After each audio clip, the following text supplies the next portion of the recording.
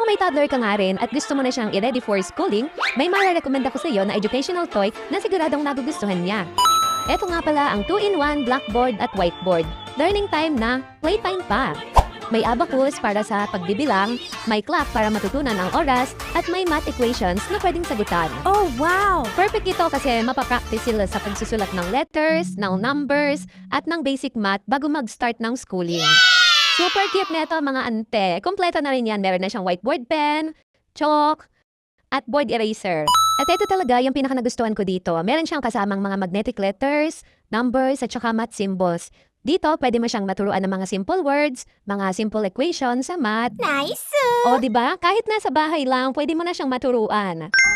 Kaya kung naghahanap ka rin ng educational toy na sulit sa presyo at gamit na gamit talaga ng bagets mo, eto na yon. Ilalagay ko yung link neto sa comment section or sa basket ha. Check out mo na lang yan.